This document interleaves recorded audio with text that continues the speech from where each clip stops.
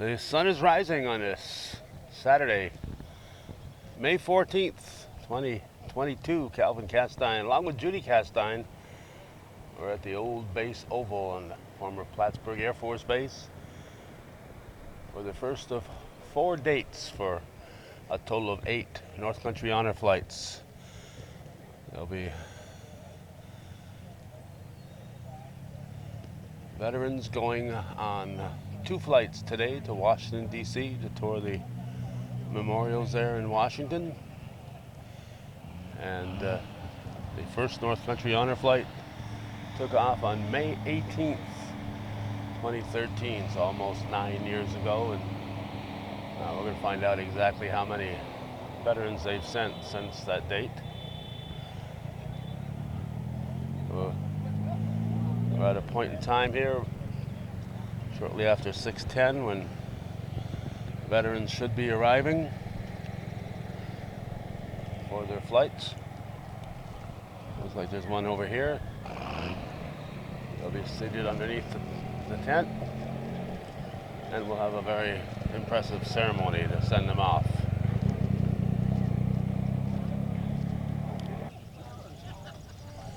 When you're here at the Oval and you hear those sirens in the background, and they were blaring just a moment ago, you know it's not a police chase, it's a police and motorcycle escort bringing a veteran or veterans to today's ceremony. When we arrived, there were just a couple of bikes here, but most of the bikes will arrive in this type of a situation where they're escorting a veteran or veterans to today's flight.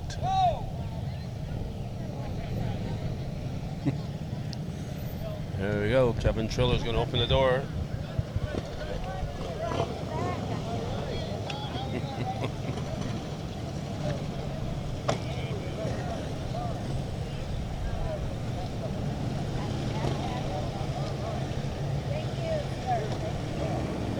There we have a veteran.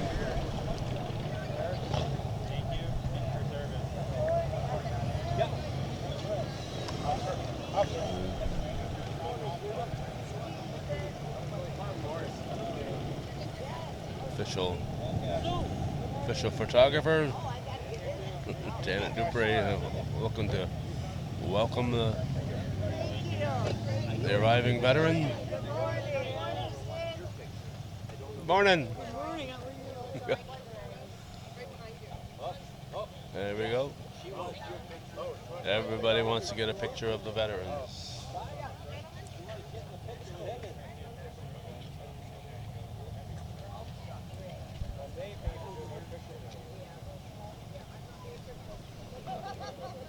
Dave, are you?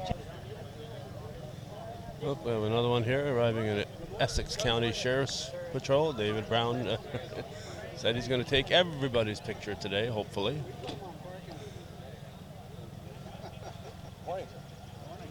Good morning. How you doing? Thank you. Are you staying for the break?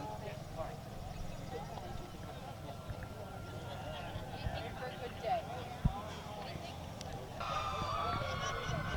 This one has been particularly loud because there's so many sirens coming in. There's some police cars leading, and then we got a fire truck coming through.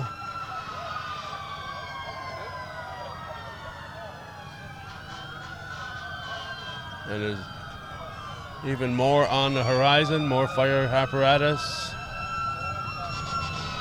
It's going to get very crowded here very, very shortly.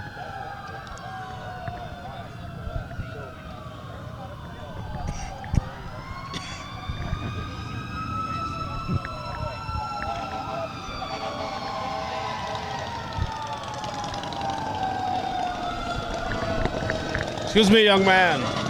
Hey, how are ya? Hey. What grade are you in?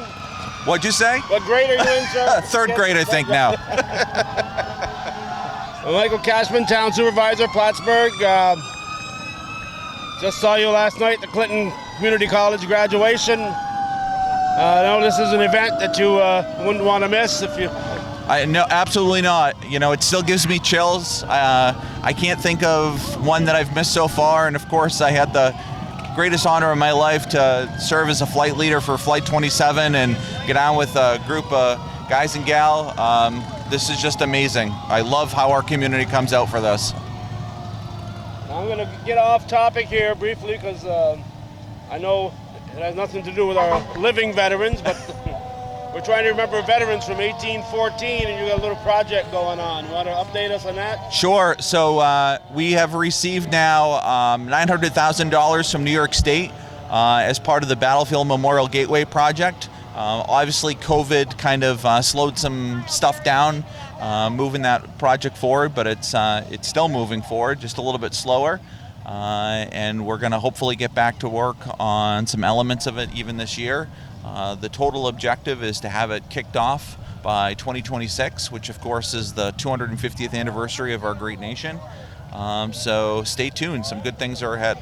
Again, we're talking about, of course, Crab Island.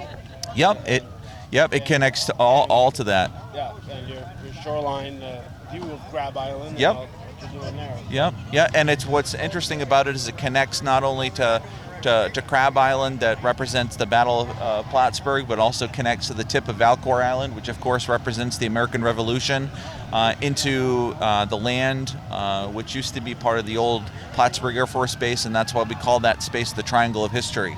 You know, really talking about the spectrum of history throughout the American story.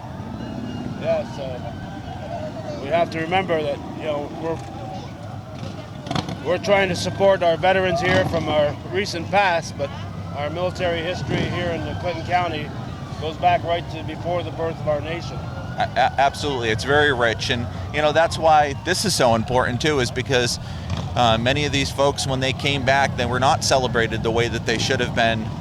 So we're here as a community to embrace them and send them on to see those monuments that were built in their honor, because they truly served us every single day without hesitation.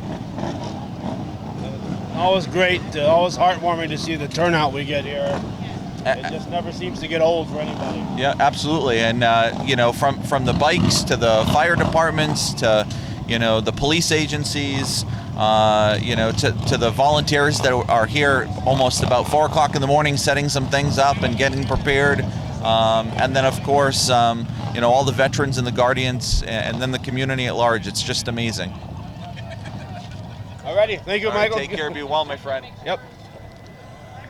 Okay, more veterans arriving here as we spoke, and as I mentioned, again, getting off topic just a bit, the military history here in Clinton County, I'm thinking of 1760, June of 1760, and the battle at Point of Fair in the French and Indian War with Rogers Rangers there. So there's a monument there. So if you want to learn the history of military in and around Clinton County, there's plenty of opportunities to do so. And of course, right here at the former Plattsburgh Air Force Base, there are several museums, including a Plattsburgh Air Force Museum and our great Clinton County Historical Association Museum that can certainly point you in the right direction if you want to learn more about this county of ours and what the people have done.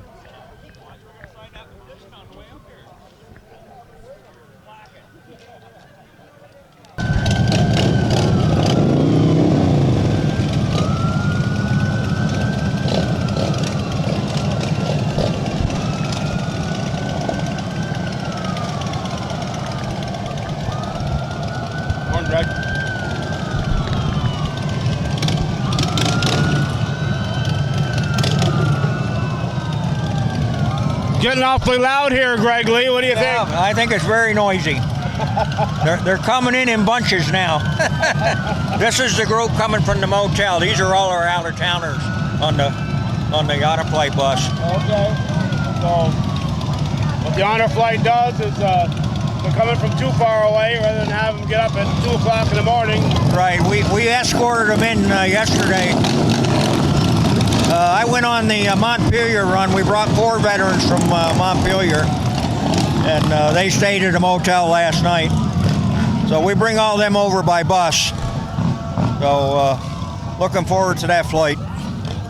Yes, we should point out that this is more than just a Clinton County or Tri-County effort here. This includes Vermont and a whole lot of North Country, Northern New York, besides the Tri-County area. Absolutely. We serve probably half of Vermont and all the Northern New York. And we've had them from further away in certain circumstances. So the important thing is we get them down there.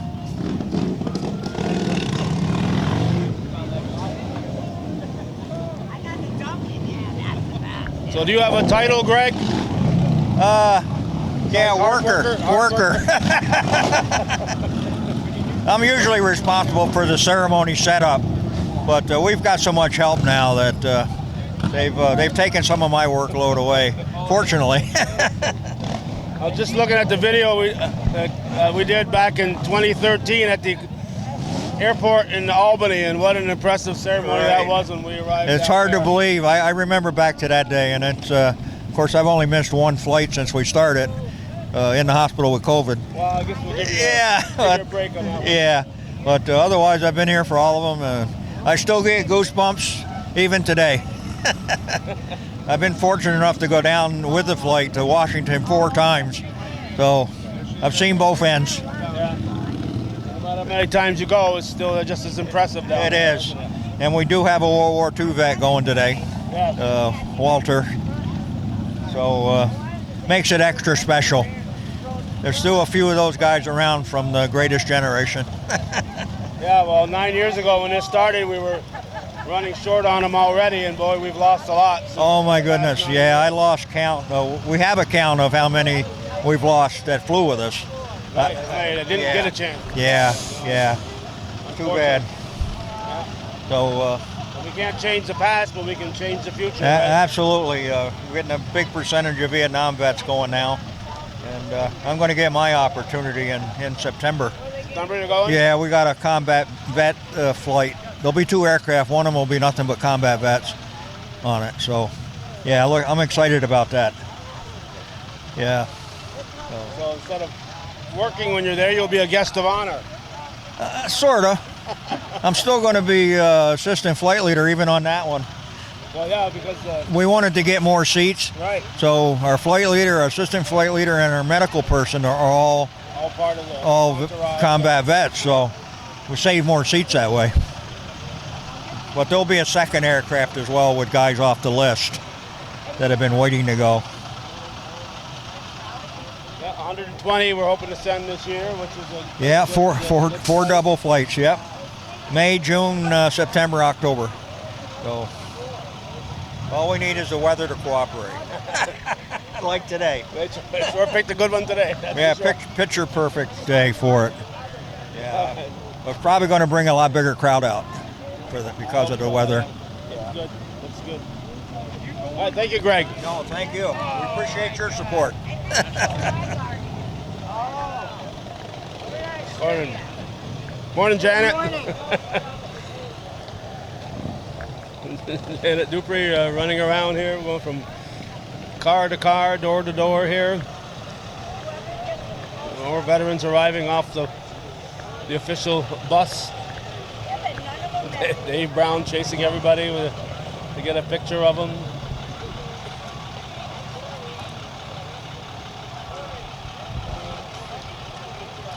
The honor flight was donated this bus several years back, and at the time it was big enough, and now with these double flights they have to use an extra school bus to fit everybody in. Wanda Hughes here guiding folks.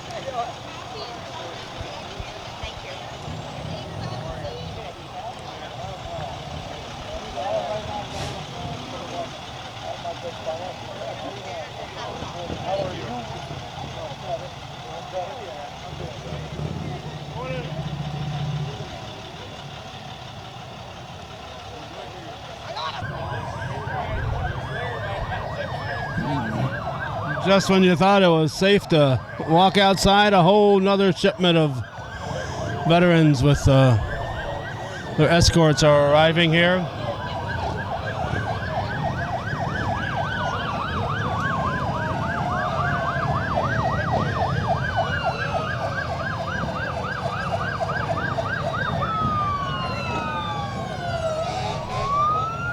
Ellenberg Depot.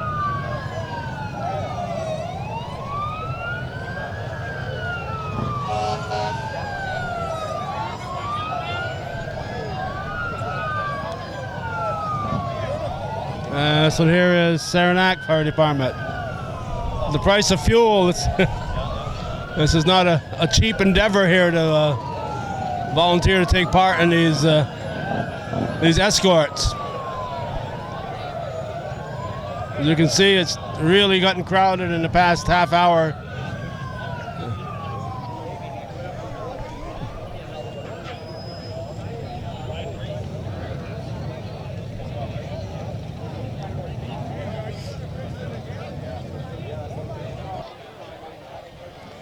We're getting closer to the time when the PA system will come on and it will start. Not quite sure what I was about to say because I got interrupted and that was about 5-6 minutes ago, so that train left left my head already, so I'm not quite sure where I was going with that point, but the folks are pretty much all seated here. They are with their escorts. The escorts are behind them. And as Greg Lee said, in some cases,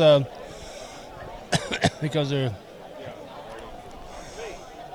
getting 30 people on a flight, they've got to double up some of these duties. Somebody who might actually be a veteran worthy of going might also double as an escort, and in some cases, as we heard, flight leaders and so on. So flight leaders are doubles as escorts, and so 30 people per flight. And it's an ambitious project that these North Country Honor Flight people tackle time after time, and I'm sure we'll hear when MC Tom Hollick starts talking exactly how many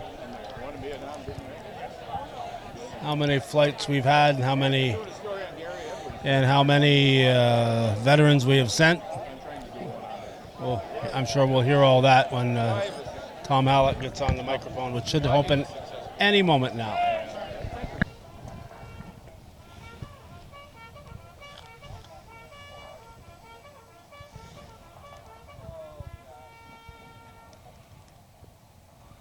American Legion Post 912 has been the honor guard right from the get-go with these flights from Rouse's Point. They'll be celebrating their 102nd anniversary this evening as we're recording this. Due to COVID, they were unable to celebrate their 100th anniversary 2 years ago, so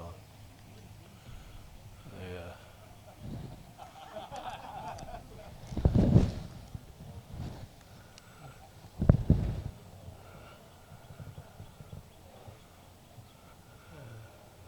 Sons of the Legion back that way. So they weren't able to celebrate their 100th, so they're celebrating their 102nd tonight.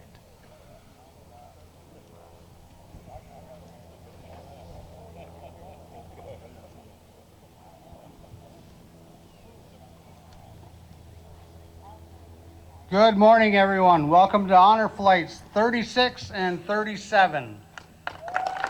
Barry Finnegan. By the end of today, when these veterans return, we'll have sent 555 veterans on a trip of a lifetime. So, That's the number we're looking for, 555. I'd like to thank everybody that's here for making these so special. They're getting bigger and bigger every time, and our veterans really enjoy that. So thank you so much for coming out, especially so bright and early. And thanks to all the escorts and all the police units that have gone and picked up these veterans and brought them here today. Yeah.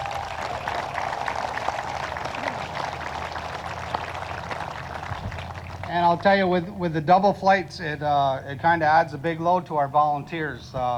They have done a remarkable job. We've got the greatest volunteers in the country when it comes to honor flight. And I want to give a special shout out to the flight leaders. The work that they put in and the time they put in, the travel is just amazing. So Mike and Lori Parsons, where are you? They just did a fantastic job in setting this all up, and it's gone sure smooth where as they silk, are. so thank you. One of the situations we've had is everybody comes here, and then everybody goes their own way, and if you go to the restaurants around town, there's different groups having breakfast all over town. And we knew that at some point it'd be nice to get a place where everybody could go, where everybody's together. I want to thank Kevin Burrell from the Combat Vet Motorcycle Association. He went over and talked with West Side Ballroom, and this morning after this ceremony, once the parade is done, there will be a buffet breakfast at the West Side Ballroom for $10. So anybody that's willing, yeah. Thanks, Kevin, for setting that up, and thanks to West Side Ballroom for hosting that. We'll see how this one goes, and if everything goes well, we'll be doing it for every flight. So we're looking forward to that. As you know, this whole thing started with World War II veterans. We're very proud to have one World War II veteran flying with us today. And it brings us to know that there are World War II veterans out here. So if you all could do us a favor, contact your family members, contact your friends, your relatives, and let's find the rest of these World War II vets and make sure they get this opportunity. And the Korean veterans are right behind them, so let's find them as well. And of course, the Vietnam, we're in full swing being Vietnam veterans down there. So we're excited to bring all veterans. Please send in your applications. We should have a great year this year of sending as many veterans as possible. So we'll be looking for applications. If you've been sitting on the sidelines waiting, saying, I'll wait for the other guys to go, the wait is over. Send in your applications. Thank you.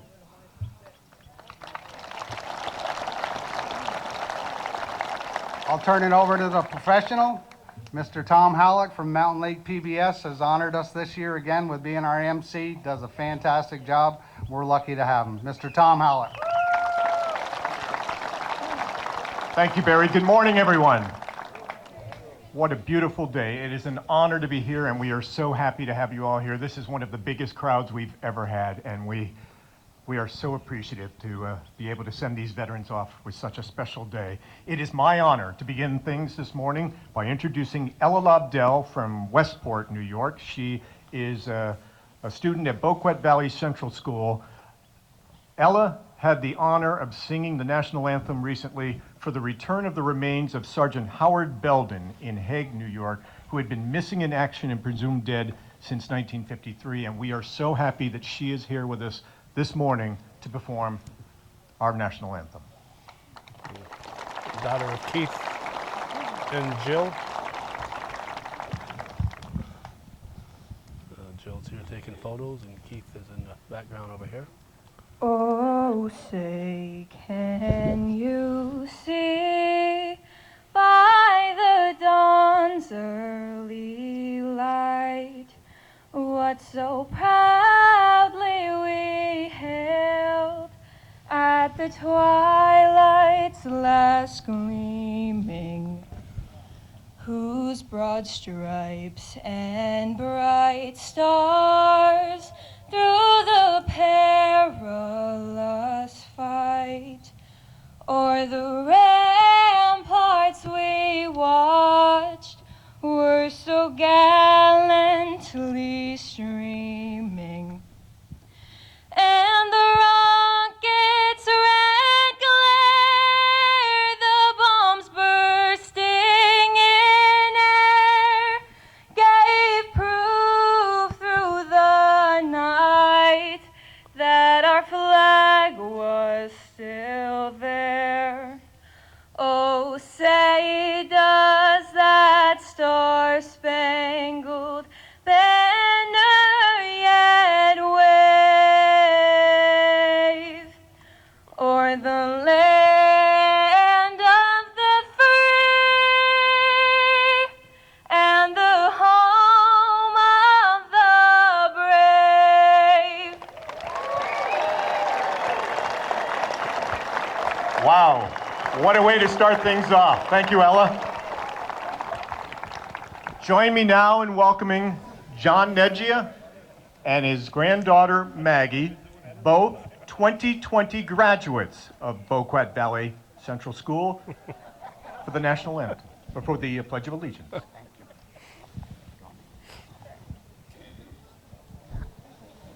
pledge allegiance to the flag of the United States of America and to the republic for which it stands, one nation, under God, indivisible, with liberty and justice for all. Thank you, John. Thank you, Maggie.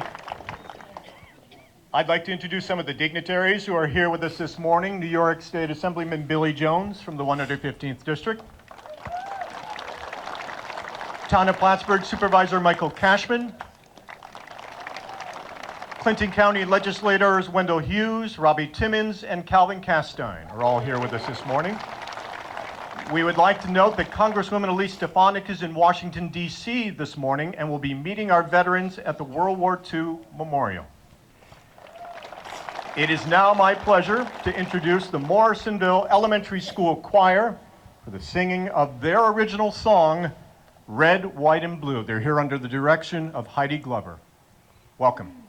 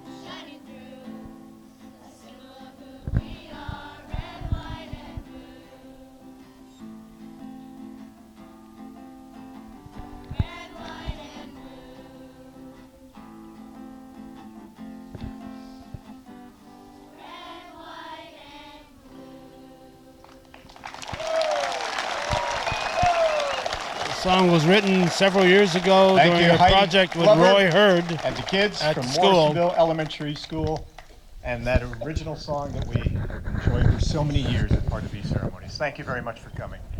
It is now my pleasure to introduce North Country Honor Flight team leader and also country music entertainer Larry Ebert to perform More Than a Name on the Wall.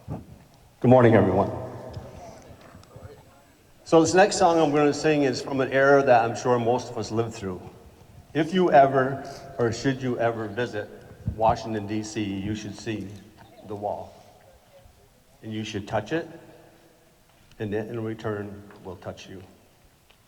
This next song is for all those whose names are there, for all those who risked having their names there on the wall.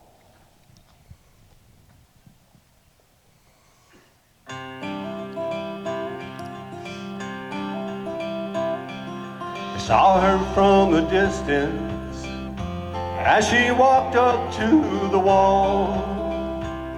In her hand she held some flowers as her tears began to fall. And she took out pen and paper as to trace her memory. And she looked up to heaven, and the words she said were these. She said, Lord, my boy was special, and he meant so much to me. And though I love to see him, just one more time, you see, all I have are the memories and the moments to recall. So Lord, could you tell him he's more than a name on the wall?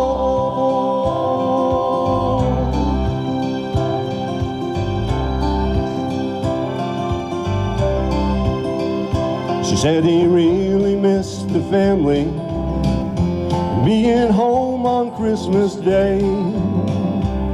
And he died for God and country in a place so far away. I remember just a little boy playing war since he was 3. But Lord, this time I know he's not coming home to me. And she said, Lord, my boy was special, and he meant so much to me. And oh, I love to see him, but I know it just can't be. So I thank you for my memories and the moments to recall. But Lord, could you tell him he's more than a name on the wall? Lord, could you tell him he's more than a name on the wall?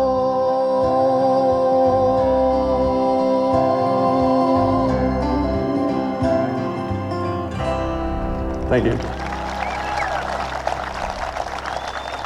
Larry Ebert. Thank you, Larry. Please join me now in welcoming Gary Liberty to pay tribute to the veterans we have lost since our last flight.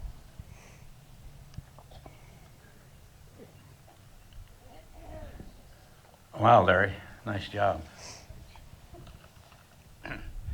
And Barry made a pitch earlier. I usually mention it as well, that anytime you can get a name to us for anybody that was in the military that served, that we'd love to get a hold of them so we can get them down to the memorials. And today we have a list of folks that we've lost just since the last time we flew. From flight number 2, the second flight we ever flew, we lost Dorothy LeClaire. She had just turned 100.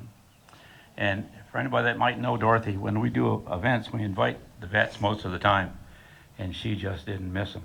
She was a great, great ambassador for North Country on her flight. From flight 5, Richard Jones. From flight 8, Bernard Stewart. From flight 12, Douglas Dupree. Flight 14, Robert Bino. Flight 15, Anthony Terracone. From Flight 18, Peter Ensel. From Flight 19, Douglas Pilon. From Flight 23, Delore Duquette. From Flight 30, Robert Dumas. From Flight 31, Ethan Purcell. From Flight 32, Donald Cassidy and Carl Dufort. From Flight 33, Eugene Sears. And from Flight 34, Wesley Black. At this time, we'd like to render the gun salute in taps. So please, turn and face the flag.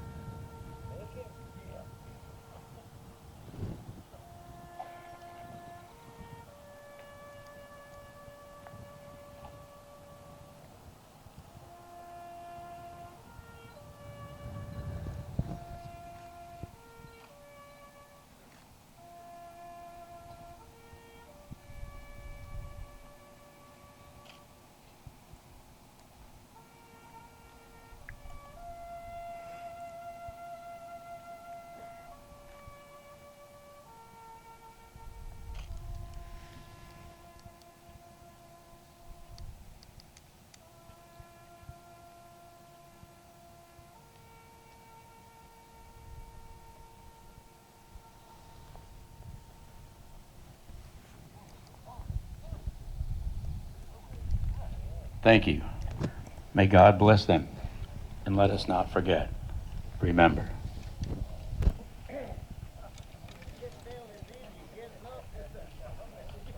Thank you, Gary. I would now like to welcome Mike Farrell for our closing prayer.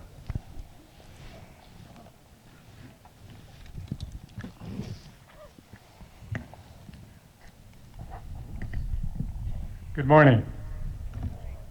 What a treasure trove of veterans we have before us here today. 1 World War II veteran, 6 Korean, 2 Lebanon crisis, and 20 Vietnam veterans. Larry just exemplified that music sparks emotion, sparks thoughts. And recently I was listening to a country song by Jamie Johnson called In Color. The song is a reference to memories of black and white pictures during difficult times of the Great Depression, World War II, and also a joyous moment of a hot summer's wedding day. Maybe some of you have heard it, and the chorus is as such. A picture is worth 1,000 words, but you can't see what those shades of gray keep covered. You should have seen it in color. Veterans, today you will be traveling with someone very special to you, your guardian. And guardians, you are an important piece of the success of this day. Veterans, it is with hope that today you will begin to color in the shades of gray over your very own black and white military memories while you share them with your past experience, with other veterans, and most importantly, with your guardians. Today you allow your guardians to become caretakers of the pictures until now you have possessed over the many years leading to this very day.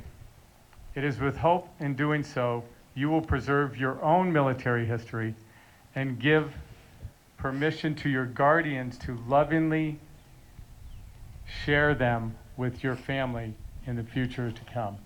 Let's pray. Heavenly Father, we thank you for the rich history and the service of each man traveling today. Today, our community gives back a small portion deserved of these men. We give them our full measure of respect, honor, and appreciation for their service to God and country. We prayerfully ask that you be with them on this beautiful day that you have provided, giving them journey mercies to and from Washington, D.C. I pray this in Jesus' name. Gentlemen from Vietnam, I would like to say welcome home, and for the rest of you, Godspeed.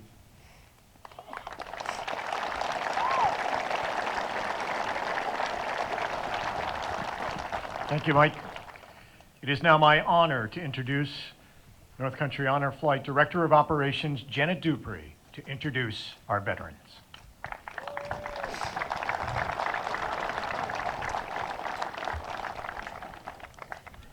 They'll be walking right down.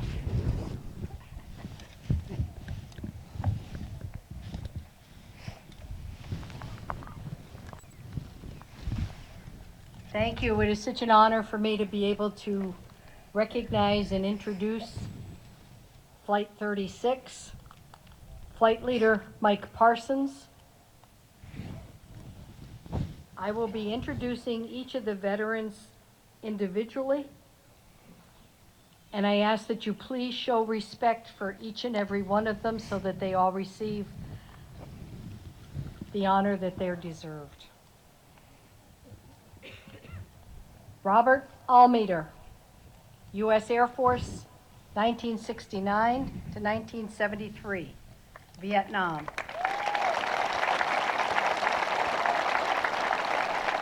Slow down. At 14, Bob wanted to be a farmer until he was milking 180 cows a day.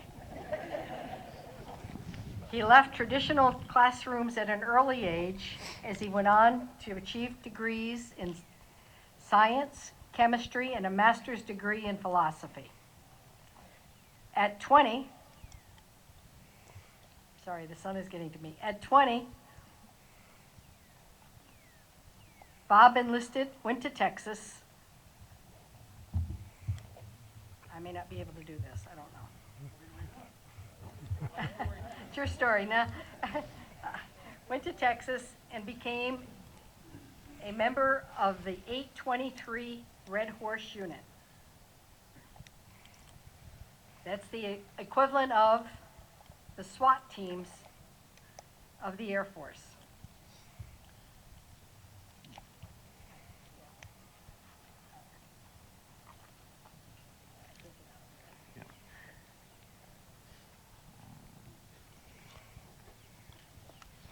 Red Horse Unit in the Civilian Engineer SWAT team of the Air Force. Bob was assigned to Korea and Vietnam. Red Horse units, highly mobile, rapidly deployable in civil engineering response forces that perform heavy damage repair and required for recovery of Air Force facilities and utility systems. Can we give her a round of applause for Robert?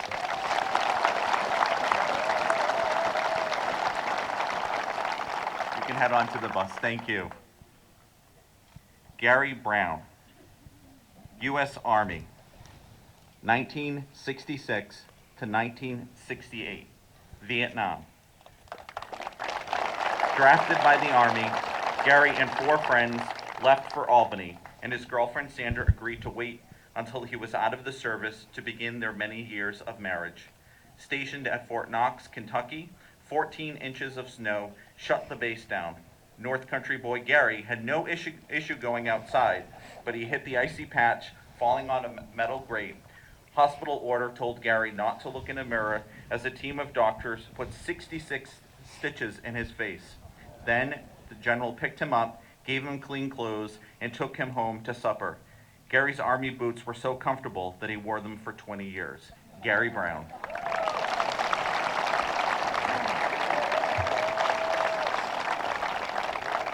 Michael Carpenter, U.S. Navy, 1968 to 1974, Vietnam. Mickey left school. Give him a round of applause. Mickey left school to help his family after his dad's heart attack at 18. He enlisted in the Navy, expecting to be a cook. His orders changed to gunner assignment to carry the USS Boxer at Norfolk, Virginia. Waves were 4 times the size of the ship as they sailed into Panama, St. Thomas, the Virgin Islands, and Cuba. They trained daily, locking and loading countless bombs and sent up by the elevator to be discharged. One night, on watch, Mickey remembers the Marines being dropped on the Vietnam coastline. When he had a long weekend, Mickey hitchhiked home to be with his loving wife, Debbie. Michael Carpenter.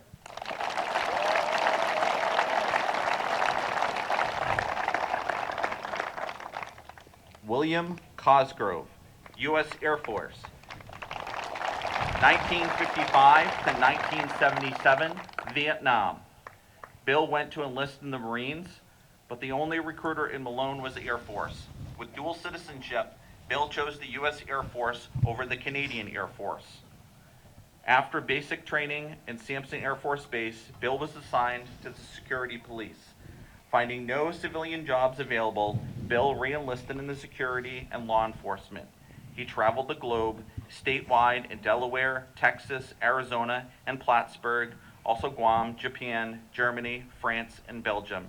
In France, Bill achieved the highest level of national security to protect the Supreme Allied Commander at the European headquarters, William Cosgrove.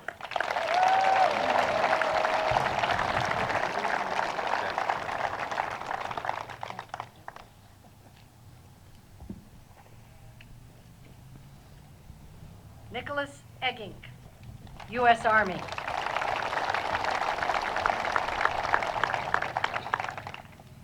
(1961 to 1963), Vietnam. Nick was born in Athens, Greece, moved to the United States with his family, and enlisted in the Army as a non-U.S. citizen. He served in the 39th Infantry stationed in Seattle, Washington, and Berlin, Germany. I have glaucoma, so I'm moving around with my glasses here. Bear with me.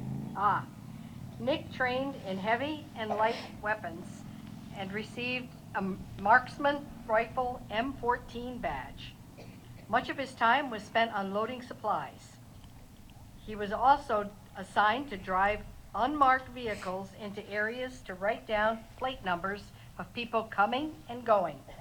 After returning from overseas, Nick transferred to the Army Reserves. Nicholas Eggink.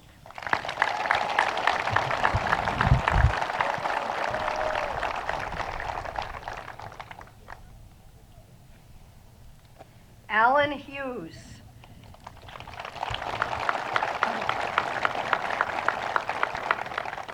U.S. Army, 1954 to 1956, Korean.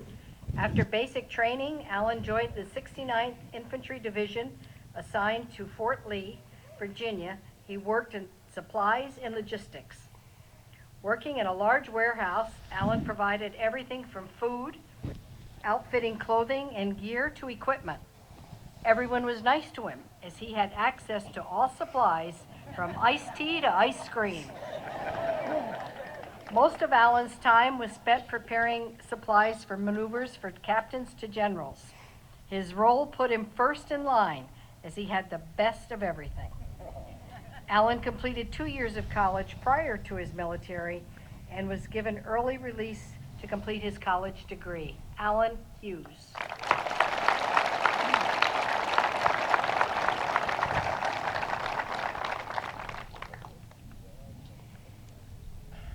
Dwayne King.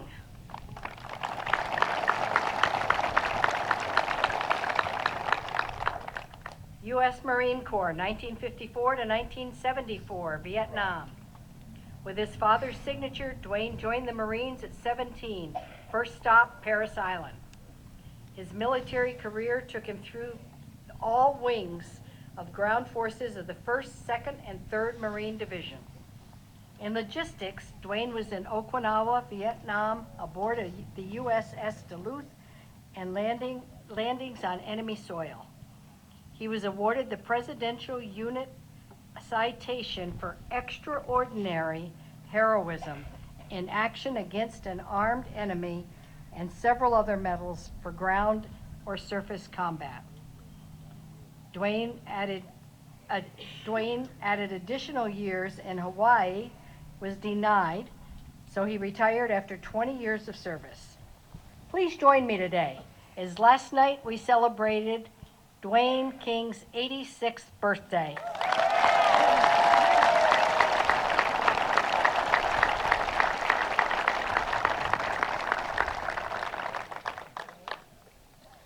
Richard Knowles, U.S. Air Force.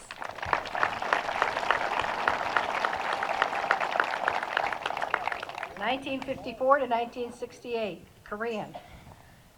Dick and his buddy Carl wanted out of the high school and flipped a coin between the Navy and the Air Force. The Air Force won the toss. He was assigned to Security Police, Sampson Air Force Base, and at Fort Carson, he trained military dogs, illegally bringing Dr. Pepper home with him. Dick served a year in the Arctic Circle before spending 12 years at a new strategic Air Force base in Plattsburgh with the 380th Security Police. That coin toss turned out to be, as the Air Force came in handy, as Dick in Plattsburgh, with a red convertible, met and married his wife Geraldine, Richard Knowles. My son Rob, and all mourn my late friend Rick Jr. Walter Karofsky.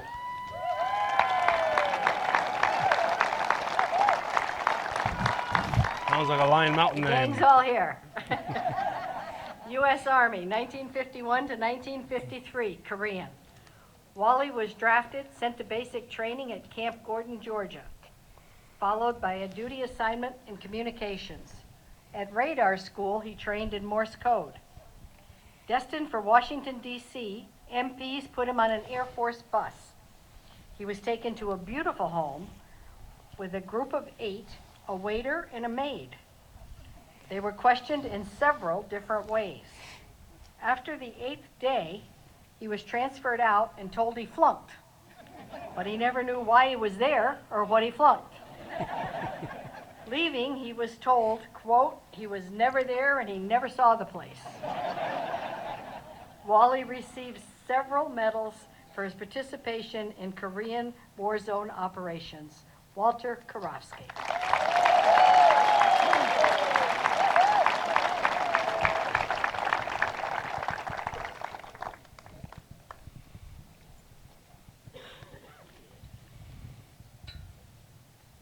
James Leahy.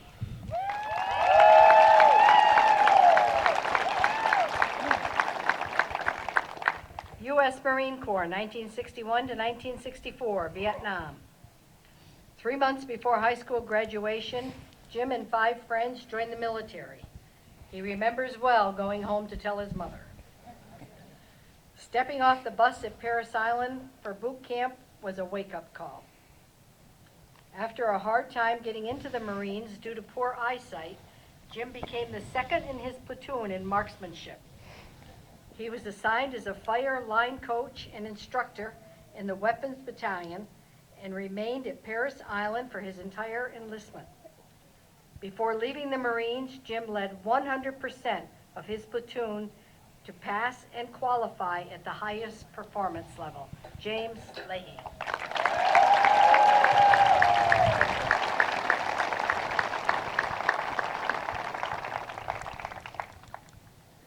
George Maffey.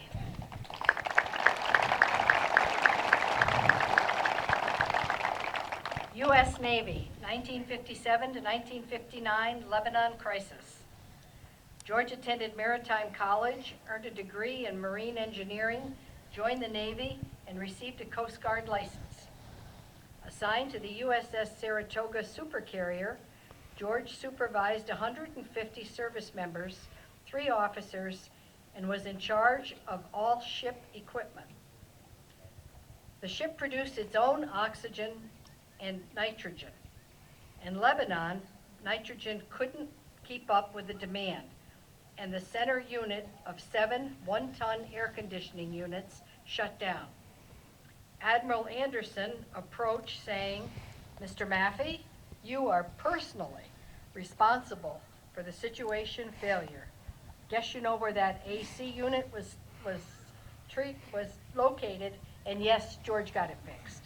George Maffey.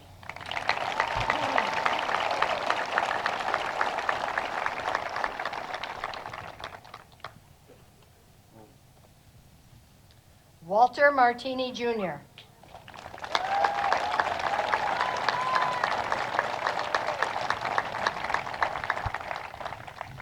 U.S. Navy and U.S. Marine Corps, 1945 to 1946, World War II.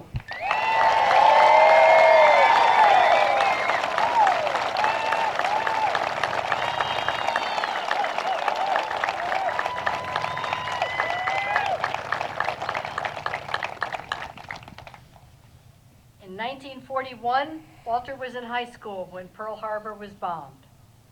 Walter graduated on a Friday, started college on Monday. In March 1944, his 18th birthday, Walter joined the Navy. He completed the Great Lakes Training Camp as a highly trained electronic officer, a position considered in the top 3 to 5% of Navy personnel. Aboard the USS New Jersey, Walter was headed for Okinawa. Walter was transferred to the Marines. The Japanese occupied Okinawa and the Marines were preparing to drive them off the island. As troops advanced, they found tunnel systems connected to island caves.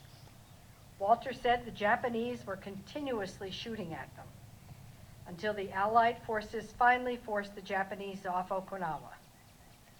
Providing ship-to-shore communications, Walter thought it was stupid to advertise where they were on enemy islands. Admiral Tower of the 5th Fleet wanted a communications guy. Walter was assigned and arrived in his Marine uniform. Admiral Tower said, "Get him in a Navy uniform." So Walter had to go buy some new uniforms. After President Truman and the Japanese Emperor negotiated a treaty, the soldiers of the greatest generation had won the battle and were coming home. What an honor to have World War II veteran Walter Martini with us today, and let's really show our appreciation.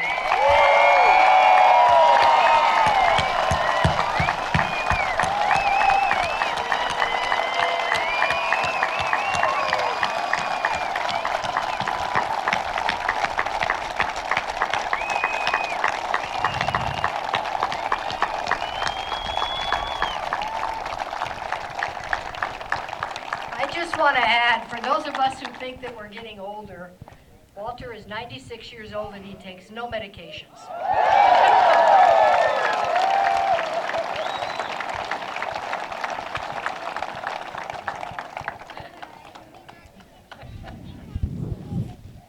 Louis Puryear, U.S. Marine Corps.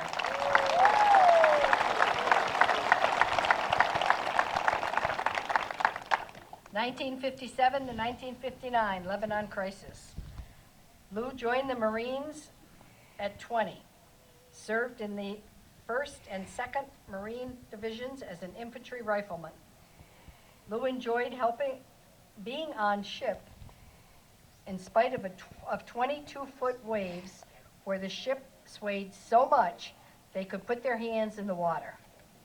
Caught doing it once, they were ordered off deck and stayed in the hole for days. You wanted to be on the top bunk just in case somebody got sick. Lou spent 6 months in the Mediterranean during the Lebanon crisis, including time in foxholes. Not as pleasant as the ship.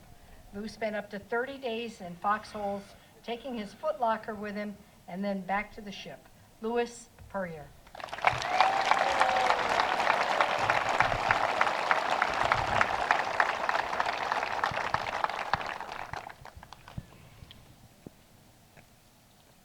Edward Stansberry.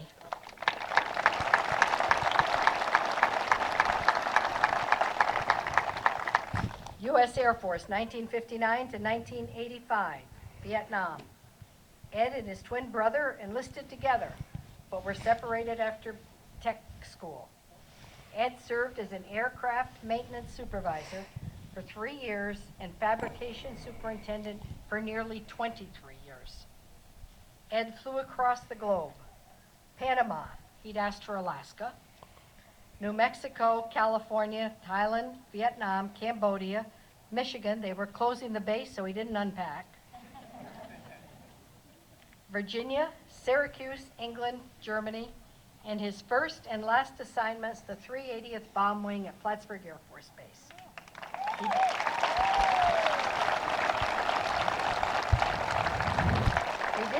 He didn't like his initial Plattsburgh assignment with below zero temperatures on the flight line. Returning to finish his career, he made Plattsburgh his permanent home. Edward Stansberry.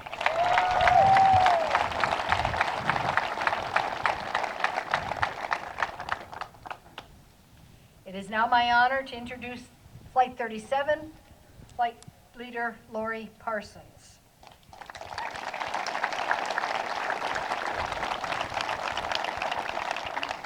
Thanks to the great umbrella guys I have here, I think I can get through this next group. And as I begin to read again, I'm sure you're all going to give the same respect to the veterans of Flight 37 as you already have. William Forniker.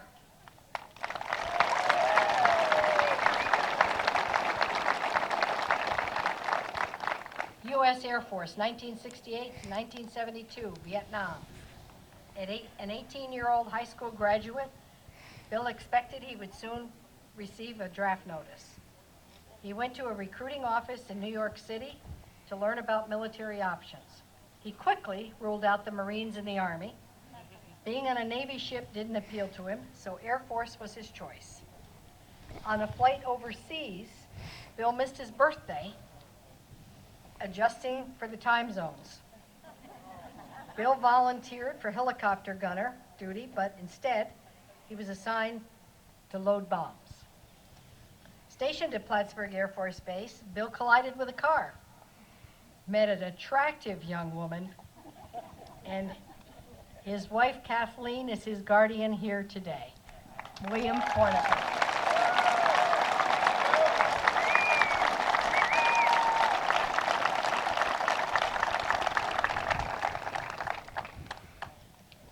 Stephen Foster.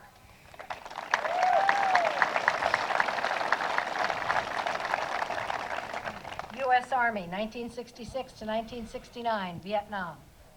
Stephen completed basic training, advanced individual training, and additional 30-day training on Parris Island. Steve left Texas, went to Vietnam, joining the 86th Maine Battalion Tanks.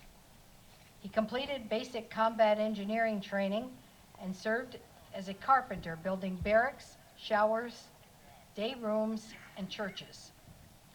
Steve's respect for fallen soldiers led him to work with the military and international marshal services to bring our fallen soldiers home.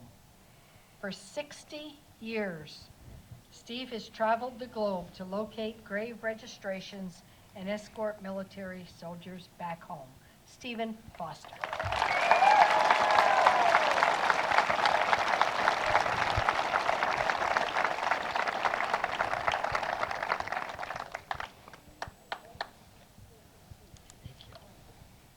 Philip Jackson.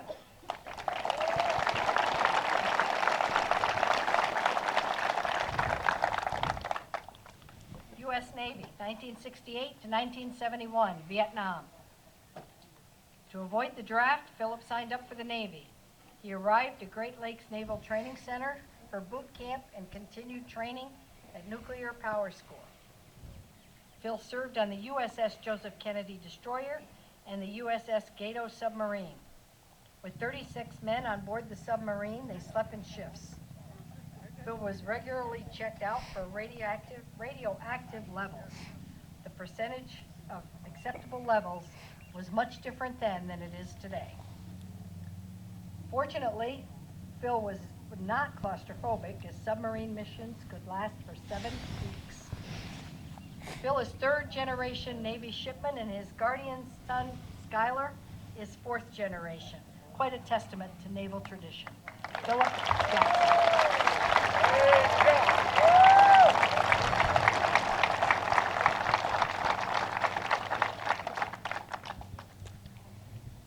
Howard Kemp II.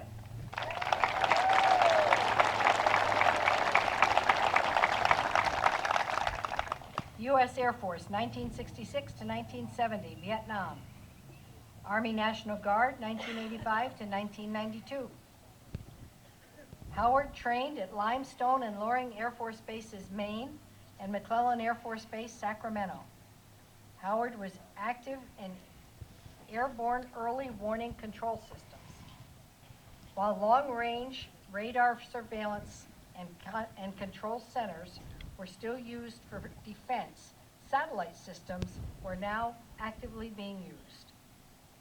A radar operator, Howard flew missions on the borders of Thailand, Laos, and coastal Japan, providing him with combat and flight service. With the Army National Guard, Howard went to France, joining other NATO volunteers there in the Italian Mountain Infantry. Howard Kemp II.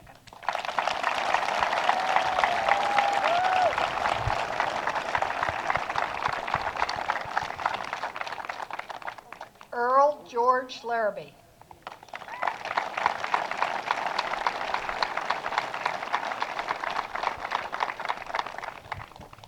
U.S. Army, 1951 to 1953, Korean.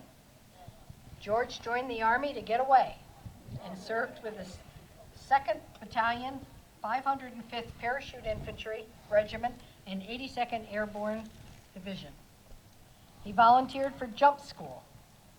In the 4th week, they were to perform rolls, but George couldn't hear what the instructor was telling him to do. The entire class was so bad, the instructor passed them on so they wouldn't hold up the rest of the groups. After completing 12 jumps, George was released due to family hardship.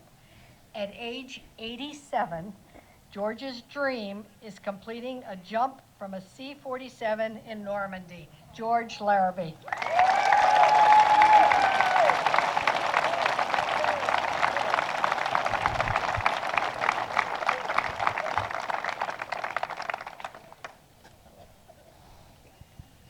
Michael McDonough.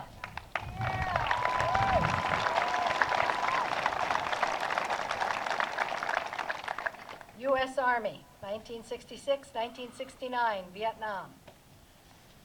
Drafted out of college, Michael completed basic training in Fort Dix. He then went to Fort Bragg for advanced infantry training. Within a week of arriving in Vietnam, Mike shot a family's sacred cow. The Army made him pay for the cow and the 2 bullets. He also had to apologize to the family and bury the cow. Out of curiosity, he returned to the site and found that the cow had been dug up. No stakes for Mike. Michael spent 1.5 years in Vietnam. There were 4 McDonoughs in his company. He was the only one who came back home. While nearly 10,000 miles away from home, he met his neighbor, Michael McDonough.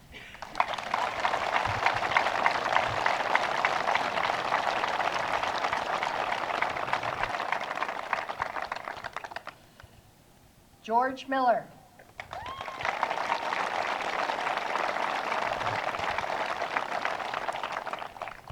U.S. Air Force, 1964-1968, Vietnam. Graduating from high school in Long Island without enough money to go on to college, George enlisted in the Air Force, looking for an opportunity to learn a trade that would serve him in life. After basic training, George's orders brought him a 22-month assignment at Plattsburgh Air Force Base, where he met his wife, Susan. A sergeant caused George to have a disabling hand injury, so he worked in the auto body shop and was given a Jeep to putt around in.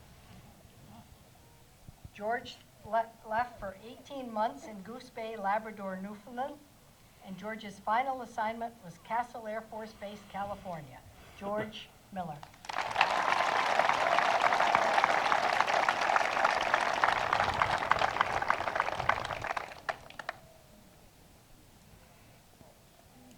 Robert Miller.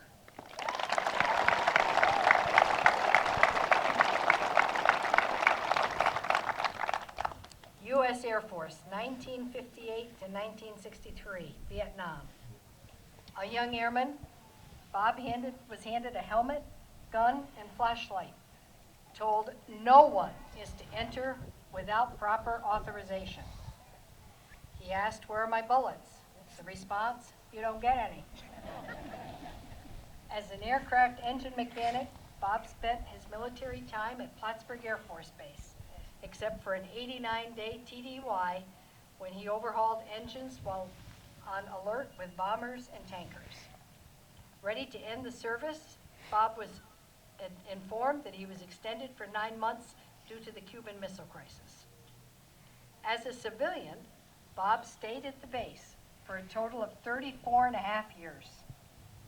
The base commander recommended Bob for the highest medal awarded to a civilian and invited Bob to join the general staff at the closing of Plattsburgh Air Force Base.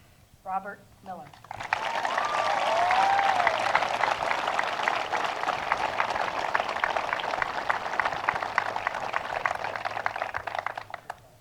Robert Pelkey.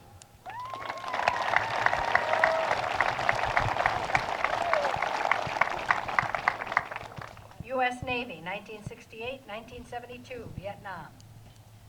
To beat the draft and liking water, Bob decided to enlist in the Navy.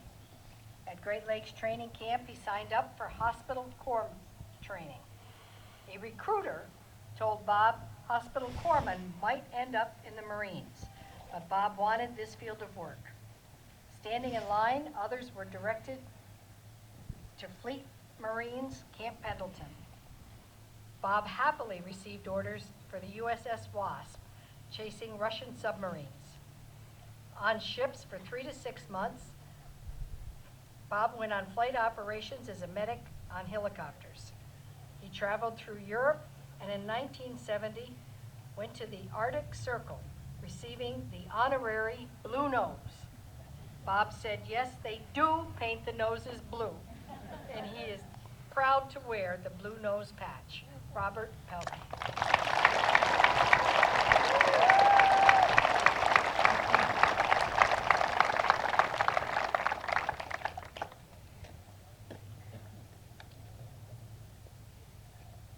William Provost.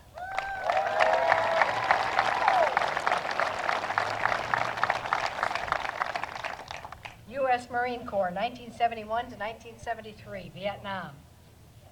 At Carroll's high school graduation, Will had quit school, his long hair was cut off, and he joined the Marines. After boot camp, Will and Carroll married and left for North Carolina. Carroll went home as Will was assigned to Okinawa for a year on a ship off the coast of Vietnam. Designated infantry repair, most of his time was spent guarding the ship.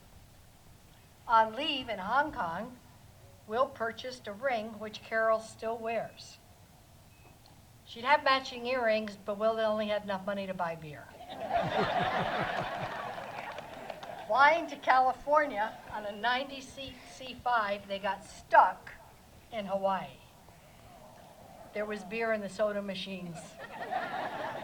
Will's brother and Carol greeted him home. William Provost.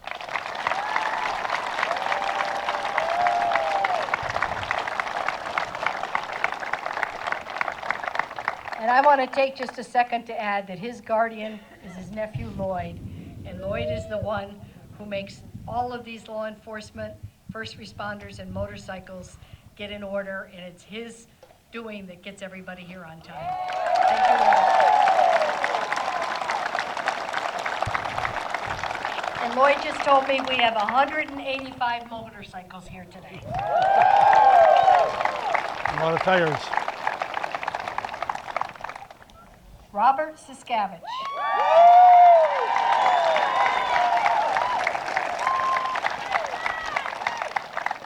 U.S. Air Force, 1954-1957, Korean.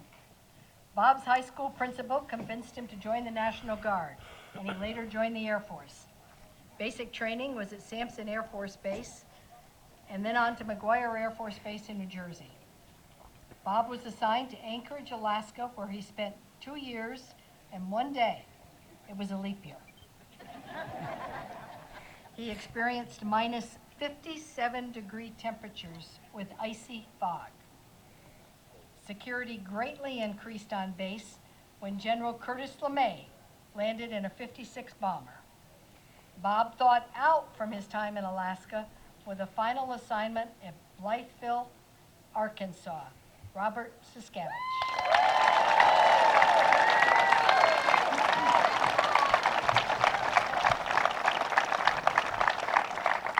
More Siskaviches. William Siskavich.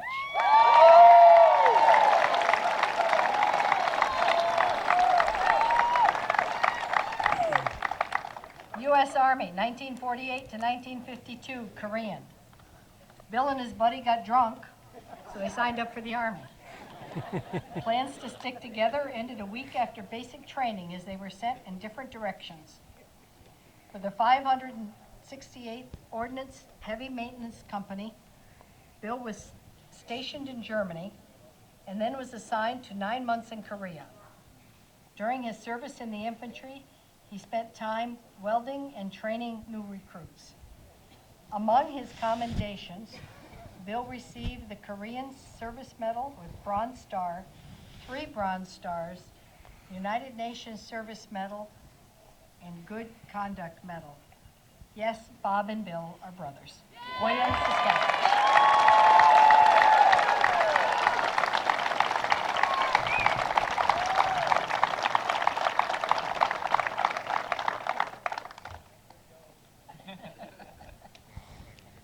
Edwin Woodward.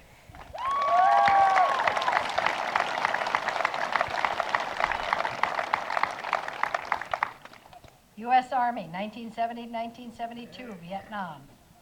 After boot camp, Ed was sent to Vietnam, where he spent 365 days, 4 hours, and 15 minutes.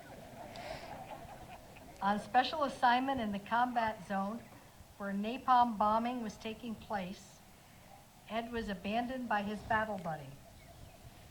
Waiting an hour for a Cobra helicopter to arrive, he was told to gather his equipment and be ready to be quickly airlifted out.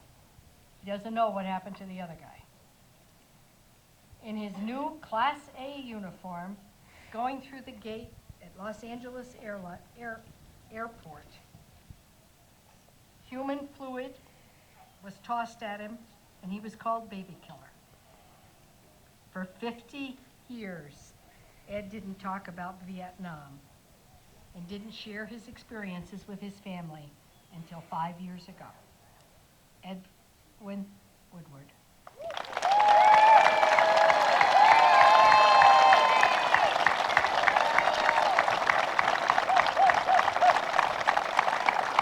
Welcome home. Frank Woodward III.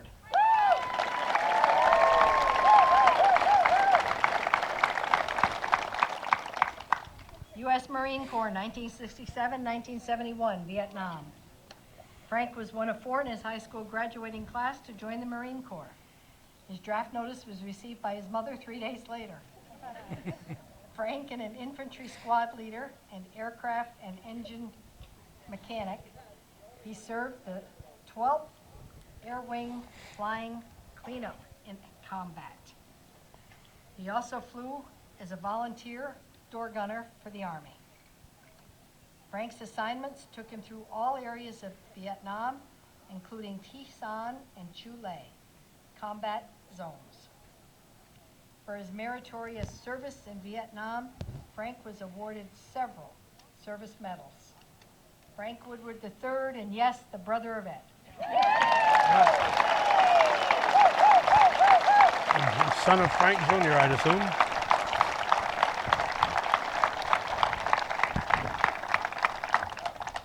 And since our veterans are down there toward the bus and in the bus, you really got to show your appreciation by youping it up.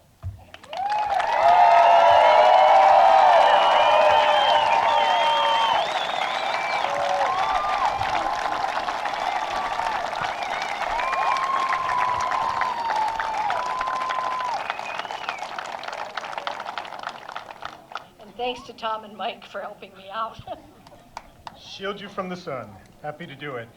Thank you, everyone, for attending this morning. You are welcome to join the motorcade, the 185 motorcycles, for the motorcade over to the airport FBO, which is located at 1 Alabama Avenue. We're not going to be going to the airport terminal this trip. As the procession leaves the parking lot, the buses will peel off and enter the hangar Please join them there and wish them well.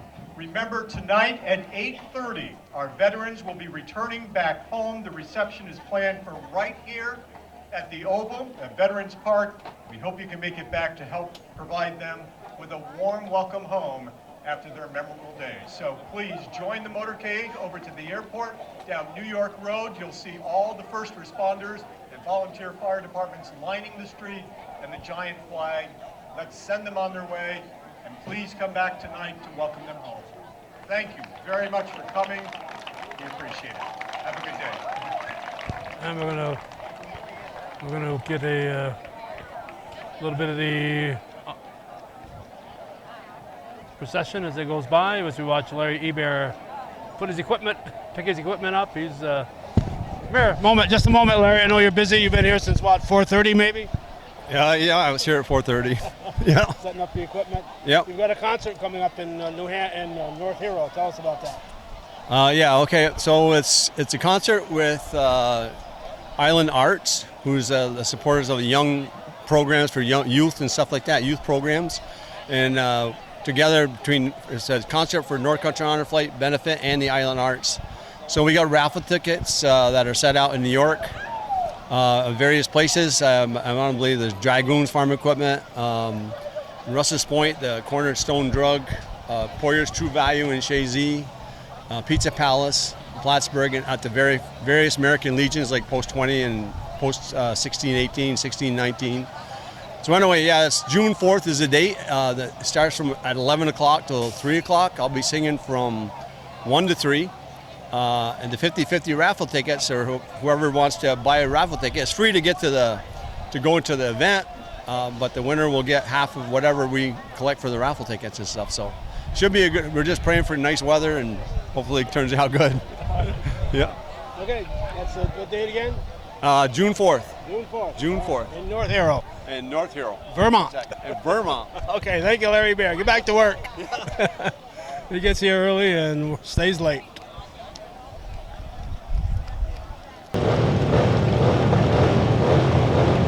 Looks like the first police cars are pulling out. There's a fire truck down the road a piece. Here come the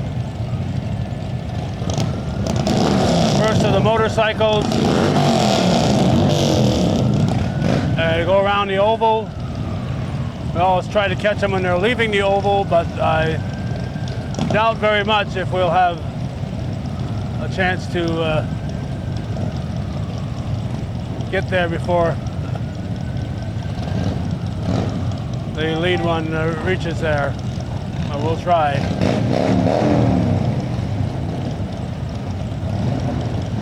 $185 bikes, give or take a few. Whatever number they gave us, I'll take their word for it.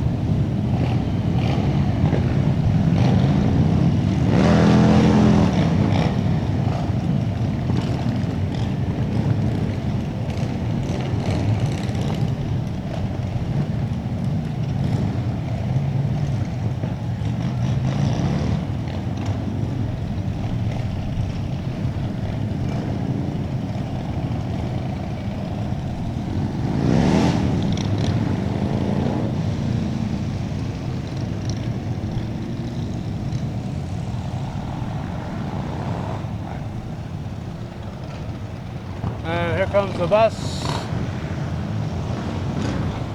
Shooting into the sun here. First bus and the second bus.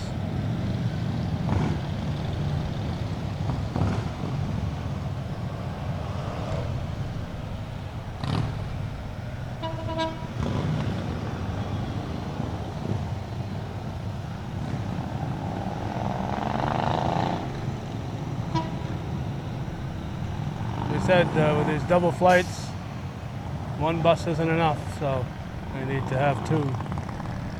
Borrow one from Beekmantown this time. Larry Bear, I believe, still drives bus there, so he might have a little influence in that. Okay, we're going to relocate here. We've got more vehicles coming, but we have to relocate.